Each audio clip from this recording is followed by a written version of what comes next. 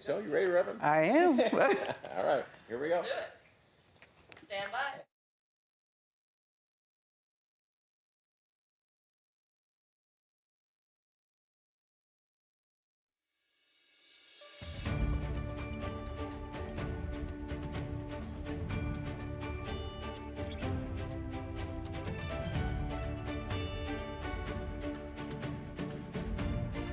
This is KSL Sunday Edition with Boyd Matheson.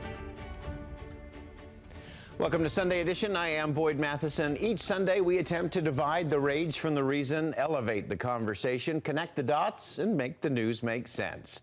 We have conversations with great thinkers, great leaders, and great people making a difference. We talk politics so we can discuss society, and we explore society so we can discuss principles and the people in America who actually live them. We bring the best and brightest to Utah, and we send the Utah model to our nation's capital and beyond. Well, this past Tuesday was indeed Election Day. Winners and losers were declared up and down the ballot, from the White House to the State House, from the halls of Congress to school boards and city councils. And as I promised you last Sunday, Election Day, the first Tuesday of November, gave way to the hope and promise of Wednesday. Wednesday morning always comes in America, where citizens, just like we did this week, got up and went to work, helped a neighbor in need, made a difference in their communities, and our constitutional republic continues to roll on. Vice President Harris spoke Wednesday afternoon from her alma mater, the historic Black College Howard University in Washington, D.C., with a powerful speech centered in principles and the path forward for the nation.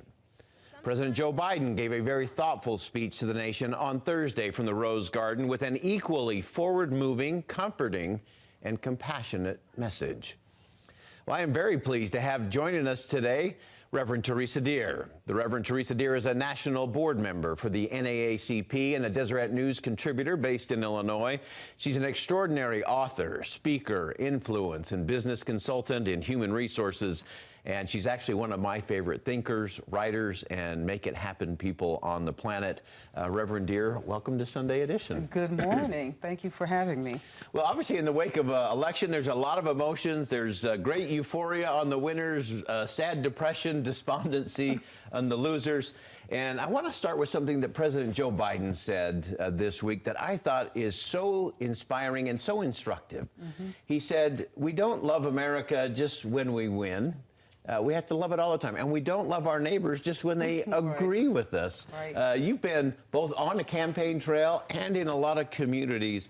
How do you see that playing out, that we really can do better than winners and losers, and whether or not people just agree with us? Absolutely. You know, some people are grieving right now, right? And some people are getting ready for a transition plan. But really what's going to happen is all of us are going to come together. It may not happen on January 21st, but it's inevitable, because I think we all want the same thing, right? We want safety in our communities. We want to be together as a people. We don't want to be divided. We want to be united. And I think that there's a sense of hope right now that we can all leverage and celebrate. And again, we may not see it immediately, but I do believe that it is on the horizon. This is not a time for all to be in a place of desperation and despair. You know, the Bible tells us, you know, that we can stand on the promises of the Lord, that every tomorrow will be a brighter day. Oh, I love that. And a lot of that takes a big leap of faith like that. And it also requires us to work. I've often said that you learn more about someone in defeat than you do in victory. I think some of the greatest political speeches in our history have been. Hillary Clinton's greatest speech of her lifetime was her concession speech. Mitt Romney, when he conceded to Barack Obama, a brilliant speech. Vice President Harris equally rose to the challenge, a tough message to deliver. But I love the whole idea of, my friends, this is not a time for us to throw up our hands. It's a time to roll up our sleeves. Talk about rolling up our sleeves and getting to work.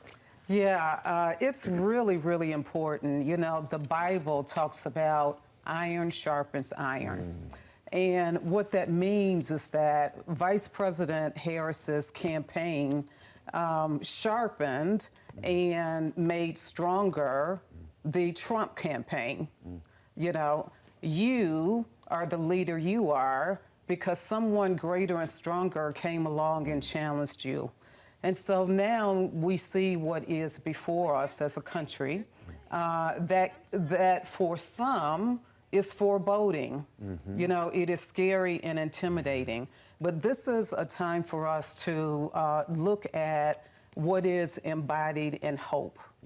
You know, what is it that we can tap into to respond to the challenges of tomorrow? And how do we come together and have candid and courageous conversations? Because there will be people who engaged in a way that maybe was not as informed as they thought it could have been. But now, meaning later, like March or December of next year, when things look differently, that is a time to reach across the aisle, across the street, you know, across the country to find out what can we do and what can we do differently, and more importantly, what can we do together to make our country stronger and more united? Yeah, it's so important for us as we look at that. It's always better to come with an open hand than a closed fist. And an open heart. And an open heart, yes. Absolutely. And recognizing and learning that understanding. I think one of the things that gives me hope is that I think people are starting to say, I see how my neighbor went through their process. Every vote's an expression, and I can see how they voted for this person or that person or wrote a name in on the ballot. All of those are great expressions. Just in our last minute before we take a break, Reverend, give us something that you have learned or something that has surprised you over the last few months as you've been around the country and having some of those crucial conversations. Well, you know, here's the epiphany for me, and I'm being completely vulnerable and honest. I didn't get the economy thing. I thought the referendum, if you will, would have been around reproductive rights or immigration.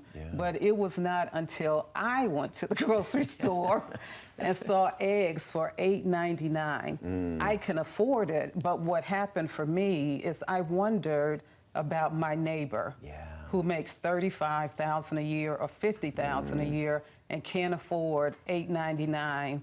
And it was at that was an epiphany moment for me, for humanity and for my neighbors. So. I love that, and it's so interesting. You get that earned empathy is a powerful thing and an important promise. Well, we're going to stay with our question and with the conversation with Reverend Theresa Dear when Sunday Edition continues here on KSL 5 TV. We're going to talk about surprising and transformational friendships coming up next. Stay with us. We'll be right back.